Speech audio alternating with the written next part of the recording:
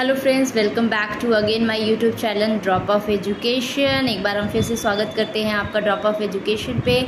आज हम जो पढ़ने वाले हैं वो हमारा बीएससी फर्स्ट सेमेस्टर का 4th यूनिट है, जिसका नाम है cell cycle, cell division and cell signalling. तो सबसे पहले इस टॉपिक में हम बात करेंगे सेल डिवीजन को, फिर स्विच करेंगे सेल साइकिल को, फिर देन आफ्टर सिग्नलिंग को हम यहाँ पे कवर करेंगे। तो जो ये पहला पार्ट है वीडियो का, यहाँ पे हम सिर्फ और सिर्फ सेल डिवीजन के बारे में पढ़ेंगे। तो आइए चल के देखते हैं कि सेल डिवीजन क्या होता है और साथ ही साथ डिस्कवरी किसने की और इनमें कितने फेजेस देखने को मिलते हैं, कितने डिविजन्स होते हैं, ये सारी डिटेल्स आपको इस वीडियो में मिलेंगी। तो लेट्स गो। सेल डिवीजन की अगर बात करते हैं तो सेल डिवीजन जो होता है वो डिफाइन करता है smallest and basic unit of life को, जो कि रिस्पॉन्सिबल होती है लाइफ प्रोसेस कराने में। यानी कि लाइफ में जितनी भी एक जीव को अपने जीवन को के कार्य को करने में या फिर उसके लाइफ को स्पेंड करने में जितनी भी रिस्पॉन्सिबिलिटी होती है, उन सारी रिस्पॉन्सिबिलिटी को डिफाइन करता है या फिर कह सकते उठाता है सेल डिवीजन, क्योंकि ये एक स्मॉलेस्ट और बेसिक यूनिट है लाइफ का, जो कि सारी रिस्पॉन्सिबिलिटी पूरे लाइफ प्रोसेस का लेता है। अगर सेल डिवीजन की बात करें तो यहाँ पे हम स्टडी करते हैं सेल के बेसिक स्ट्रक्चर्स की, उनके फंक्शंस की और उनमें किस तरीके से सेल ऑर्गेनेल वर्क करते हैं। तो उस प्रोसेस को हम सेल बायोलॉजी के नाम से भी जानते हैं। यानी कि पूरी सेल के डिवीजन, सेल के ऑर्गेनेल्स, इन सभी के स्टडी को हम इंक्लूड करते हैं सेल बायोलॉजी में।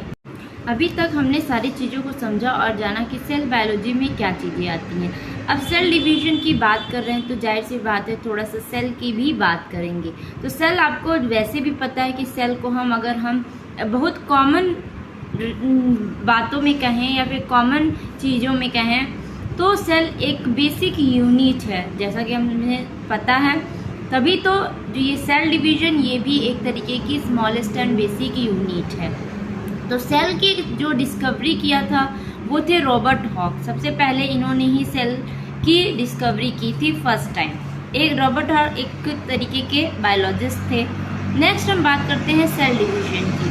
सेल डिवीजन की बात करते हैं तो एक जर्मन बॉटनिस्ट थे, ह्यूगो वॉन मोहेल, इन 1835 ने सबसे पहले इन्होंने सेल को डिवाइड होते देखा।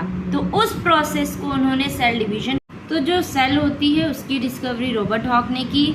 और सेल डिवीजन की बात करते हैं तो उसकी डिस्कवरी जो है वो ह्यूगो वॉन मोहेल ने की। अब सेल डिवीजन की बात हो रही है, यानी कि सेल डिवाइड्स हो रहे हैं, तभी तो बात हो रही है। तो इनमें कुछ स्टेजेस होते हैं। तो 2 वेल डॉक्यूमेंटेड टाइप्स कह सकते हैं, स्टेज कह सकते हैं। तो जो पहला टाइप होता है वो होता है माइटोसिस डिवीजन, दूसरा जो होता है वो होता है मियोसिस डिवीजन एंड थर्ड जो होता है ये होता है बाइनरी फिजन। ज़्यादातर ये इस तरीके की बाइनरी फिजन डिवीजन्स जो होते हैं ये आपके लोअर ऑर्गेनिज्म में देखने को मिलते हैं। तो सबसे पहले यहाँ पे हम कवर करेंगे माइटोसिस एंड मियोसिस को। तो पहले हम माइटोसिस को कवर करने वाले हैं। अगर माइटोसिस की बात करते हैं तो माइटोसिस भी एक तरीके का सेल डिवीजन होता है, जो कि डिवाइड करता है और प्रोड्यूस करता है 2 जेनेटिकली आइडेंटिकल डिवीजन। सीधे सीधे बात करें तो माइटोसिस का बस यही एक सिंपल सा मतलब होता है या कह सकते हैं मीन होता है कि जब सेल डिवाइड होते हैं तो वो सेल अपने जैसे ही 2 सिमिलर टाइप के सेल को बनाते हैं, जो कि आपके बॉडी में प्रेजेंट होती है। ऐसा इंटीग्रल प्रोसेस है ऑर्गेनिज्म की बॉडी का, जो कि ग्रोथ कराती है, डेवलपमेंट कराती है, साथ ही साथ लाइफ में मतलब लाइफ के पूरे टाइम ये आपका इस तरीके के डिविजन्स देखने को मिलते हैं। और ये कुछ सिंगल सेल्ड ऑर्गेनिज्म जैसे कि ईस्ट हो गए, माइटोटिक सेल डिविजन्स वगैरह, इनमें भी देखने को मिलती है। अब आगे हम जानेंगे इनके सेल डिवीजन फेजेस के बारे में कि कितने फेज माइटोसिस में देखने को मिलते हैं। तो जो पहला फेज होता है या स्टेज होता है उसे हम ईयरली और लेट प्रोफेज के नाम से जानते हैं। जो दूसरा स्टेज होता है इसे हम मेटाफेज के नाम से जानते हैं। तीसरा जो स्टेज होता है इसे एनाफेज के नाम से जानते हैं। चौथा स्टेज टेलोफेज होता है और टेलोफेज के बाद साइटोकाइनेसिस के प्रोसेस होते हैं। अब हम इस और अच्छे से एक्सप्लेन करके समझेंगे। तो पहले स्टेज की बात करते हैं जिसे हम ईयरली एंड लेट फेज के नाम से जानते हैं। तो समझते हैं ईयरली और लेट फेज क्या होता है। ईयरली का मतलब तो आप समझ रहे हैं, जो पहला हो या शुरुआत हो कि शुरुआती स्टेज में क्या होता है माइटोसिस के, और उनके लेट फेज में या फिर कह सकते हैं कि अंत में उनके प्रोफेज में क्या देखने को मिलता है। तो सबसे पहला पॉइंट कवर करते हैं कि जो ईयरली प्रोफेज होता है ये सेल को इनिशिएट और सेल डिवीजन जो कराता है और इनमें ब्रेक डाउन करता है कुछ सेल्स कंपोनेंट्स को, फिर से उसे बिल्ड अप करता है अदर कंपोनेंट के साथ, और ये क्रोमोसोम डिवीजन को स्टार्ट करता है। यानी कि सीधी सीधी बात करें तो कुछ सेल्स होंगे जो कि ब्रेक डाउन होंगे, फिर कुछ अलग कंपोनेंट्स के साथ मिल के वो अपने आप को बनाएंगे, और वो जो बनता है वही एक्चुअली क्रोमोसोम होता है। और उसी क्रोमोसोम का देन जब आपका क्रोमोसोम का डिवीजन स्टार्ट हो जाता है तो नेक्स्ट स्टेज में जो क्रोमोसोम होते हैं डिवीजन के बाद, यही क्रोमोसोम जो होते हैं वो कंडेंस होते हैं ताकि आगे आने वाले स्टेज में ये वापस से सेपरेट हो सकें। देन आफ्टर जो मेटाटिक स्पिंडल होती है वो स्टार्ट करती है और बनाती है माइक्रोट्यूब्यूल्स, क्योंकि माइक्रोट्यूब्यूल्स जो होते हैं ये काफ़ी इम्पॉर्टेंट होते हैं। तो आपका जो क्रोमोसोम होता है फिर माइक्रोट्यूब्यूल फॉर्मेशंस के बाद क्रोमोसोम मूव कर जाता है आपके माइटोसिस डिवीजन्स के लिए। जो आपका माइटोटिक स्पिंडल होता है ये क्रोमोसोम्स के बीच में देखने को मिलता है और इनके पास 2 डिफरेंट पोल्स भी देखने को मिलते हैं। इसी 2 डिफरेंट पोल्स पे जो क्रोमोसोम होते हैं वो अरेंज हो जाते हैं आफ्टर सेपरेशन। तो जब ये जो क्रोमोसोम्स होते हैं 2 अपोजिट पोल्स पे अरेंज हो जाते हैं, तब यहाँ पे जो न्यूक्लियोलस प्रेजेंट होता है सेल्स के अंदर वो डिसअपियर हो जाता है और न्यूक्लियस जो होती है वो रेडी हो जाती है ब्रेकडाउन होने के लिए। तो यहाँ तक का जो स्टेज होता है वो ईयरली प्रोफेज का होता है। फिर इसके बाद ही स्टार्ट होता है आपका लेट प्रोफेज, जिसे हम प्रोमेटाफेज का नाम भी देते हैं। यहाँ क्या होता है, जो माइटोटिक स्पिंडल होती है वो फिर से स्टार्ट करती हैं क्रोमोसोम का फॉर्मेशन करने में, और फिर जब एक बार क्रोमोसोम की कंडेंसिंग हो जाती है तो वो एक कॉम्पैक्ट स्ट्रक्चर का फॉर्मेशन कर लेता है। देन आफ्टर फिर से न्यूक्लियर इन्वेलप जो होती है वो ब्रेक डाउन होती है और उसमें से क्रोमोसोम आपका रिलीज हो जाता है। यानी कि ये जो क्रोमोसोम का कंडेंसिंग हो रहा है वो न्यूक्लियर के अंदर हो रहा है। जैसे ही वो ब्रेक डाउन होगी तो क्रोमोसोम के रिलीज के बाद क्या हो जाता है कि जो आपकी इंड प्रोफेज होती है माइटोटिक स्पिंडल ये ग्रो करती हैं और ये फिर से कुछ माइक्रोट्यूब्यूल्स को बनाती हैं और उन्हें कैप्चर करके और ऑर्गेनाइज करके क्रोमोसोम के साथ रखती हैं। तो अभी किया कि किस तरीके से ईयरली फेज और आपका लेट प्रोफेज वर्क करता है। अब नेक्स्ट स्टेप और नेक्स्ट फेज की बात करते हैं, मेटाफेज। मेटाफेज की बात करते हैं तो मेटाफेज में जो माइटोटिक स्पिंडल होती हैं जो ऑर्गेनाइज ऑलरेडी मेटाफेज में हो चुकी होती हैं वो मिडिल्स में आ जाती हैं ताकि सेल्स लाइंस बन सके और सेल का डिवीजन पॉसिबल हो सके। नेक्स्ट है जो सभी क्रोमोसोम्स होती हैं वो मेटाफेज प्लेट पे अरेंज हो जाती हैं। अभी हम आपको एक डायग्राम दिखाएंगे जिसमें सारी चीज़ें पूरे डिटेल्स के साथ उस डायग्राम में आपको देखने को मिलेंगी। पहले कंटिन्यू करते हैं लेक्चर्स को। तो फिर जो स्टेज होता है आपका मेटाफेज का, जैसे ही आपका मेटाफेज प्लेट पे सारे क्रोमोसोम आके अरेंज या अलाइन हो जाते हैं तो वहाँ 2 काइनेटोकोर्स प्रेजेंट होती है ईच तो काइनेट जो आपके क्रोमोसोम्स पे होते हैं ये आपके अटैच होते हैं माइक्रोट्यूब्यूल से और फिर ये स्पिंडल पोल्स पे जाके अपोजिट स्पिंडल पोल्स पे जाके अरेंज होते हैं। इसके पहले आपका जो एनाफेज स्टेज होता है उसमें जो काइनेटोकोर होते हैं वो प्रॉपरली अटैच हो जाते हैं माइक्रोट्यूब्यूल्स पे और उसी प्रोसेस को हम स्पिंडल चेक पॉइंट का नाम देते हैं। अभी हम चेक पॉइंट का बात नहीं करेंगे क्योंकि जब हम सेल साइकिल पढ़ेंगे तो हम ढेर सारे चेक पॉइंट्स के बारे में पढ़ेंगे और उसमें हम स्पिंडल चेक पॉइंट को भी इंक्लूड करेंगे। तो अभी बस इतना समझिए कि जब काइनेटोकोर प्रॉपरली अरेंज होते हैं माइक्रोट्यूब्यूल्स के साथ, तब उस प्रोसेस को स्पिंडल चेक पॉइंट के नाम से जानते हैं। तो जो स्पिंडल चेक पॉइंट होता है ये इंश्योर करता है कि जो हमारे सिस्टर क्रोमेटिड्स हैं वो स्प्लिट हैं कि नहीं। तो सिस्टर क्रोमेटिड्स जो होते हैं ये 2 इक्वल पार्ट्स में स्प्लिट हुए हैं कि नहीं, क्योंकि यही सिस्टर क्रोमेटिड जब 2 इक्वल पार्ट में स्प्लिट होते हैं तो वो डॉटर सेल्स बनाने में हेल्प करते हैं। नेक्स्ट जो थर्ड फेज है उस फेज को हम एनाफेज का नाम देते हैं, इसे एनाफेज कहा जाता है। इस स्टेज में क्या होता है कि जो सिस्टर क्रोमेटिड सेपरेट हुई होती हैं मेटाफेज स्टेज में, वही सिस्टर क्रोमेटिड्स जो होती हैं वो मूव कर जाती हैं अपोजिट पोल्स पे। अभी इस पोल्स को भी हम दिखाएंगे, आपको समझ में नहीं आ रहा होगा कि ये पोल्स हो क्या रही हैं या हैं क्या, तो इनके बारे में भी हम डायग्राम में आपको इजीली तरीके से समझाएंगे और दिखाएंगे। तो जब 2 अपोजिट पोल्स पे अरेंज हो जाती है ये सिस्टर क्रोमेटिड्स, तो यहाँ पे कई सारे प्रोटीन ग्लू होते हैं जो कि होल्ड करके रखते हैं। देन आफ्टर इनका सेपरेशन होता है।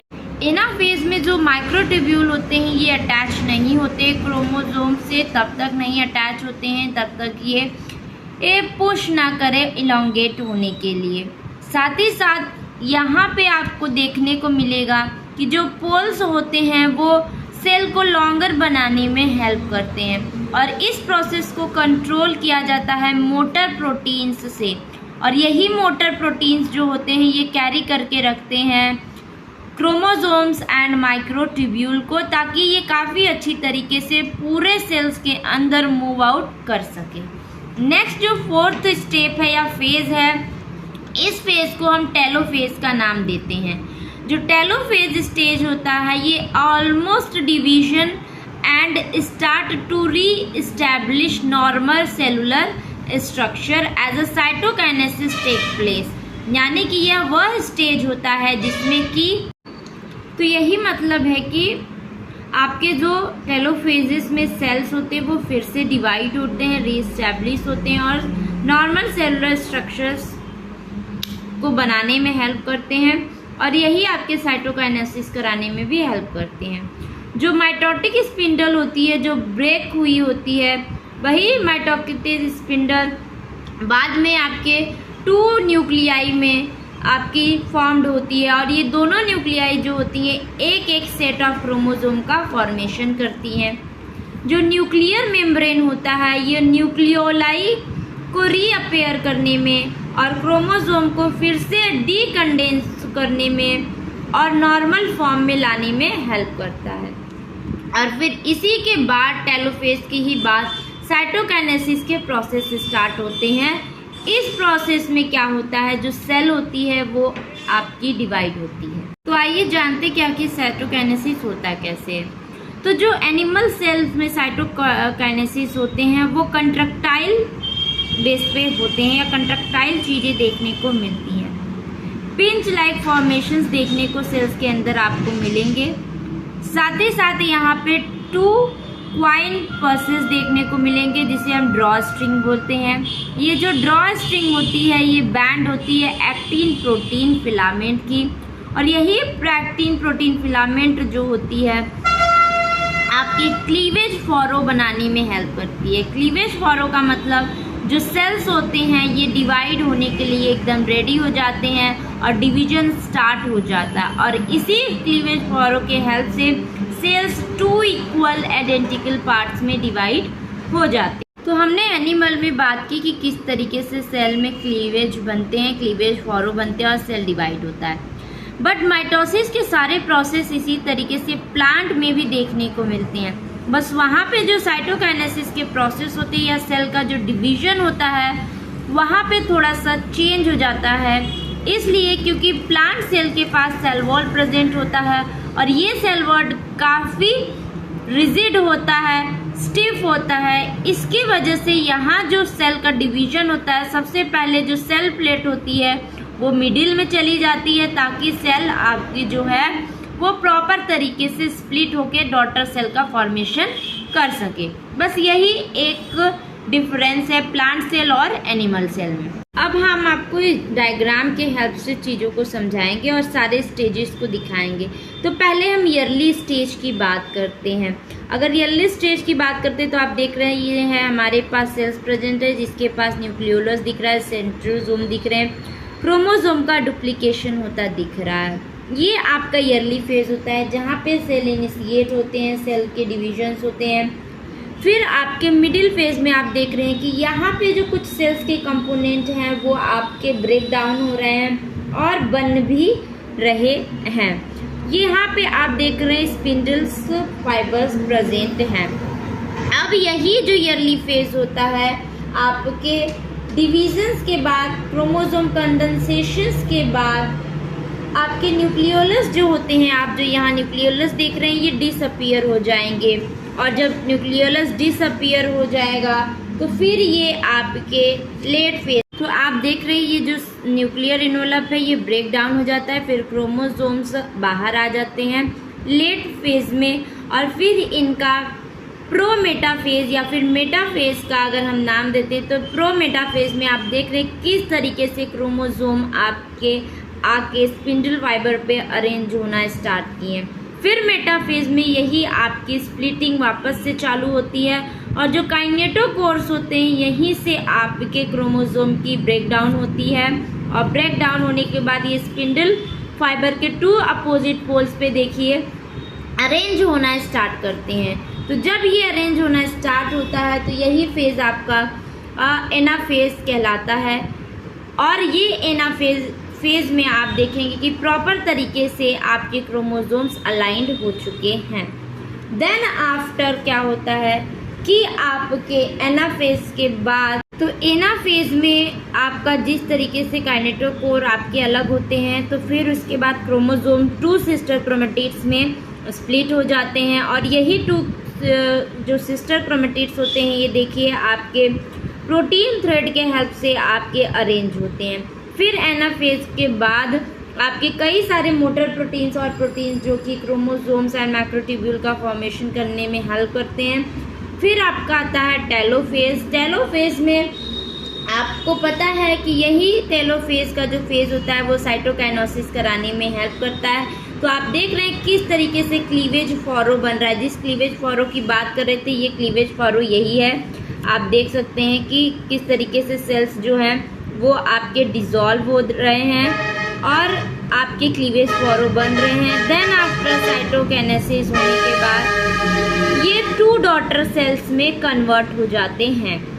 तो आप देख सकते हैं कि यहाँ पे हमने early prophase, middle prophase, late prophase, prometaphase, metaphase, anaphase and cytokinesis और 2 डॉटर सेल के फॉर्मेशन होने का प्रोसेस पूरा हमने देखा कि किस तरीके से माइटोसिस का जो स्टेज होता है वो आपका कंप्लीट होता है। इसी तरीके से मियोसिस में भी स्टेजेस होते हैं जिनके बारे में हम जानेंगे। आई होप आपको ये लेक्चर काफ़ी पसंद आया हो और आपको समझ में भी आया हो कि हमने सेल डिवीजन को किस तरीके से पढ़ा है। इस पार्ट में हमने सिर्फ और सिर्फ सेल डिवीजन के बारे में जाना है, उनके 2 पार्ट्स के बारे में जाने हैं और यहाँ पे हमने सिर्फ और सिर्फ माइटोसिस को कवर किया है।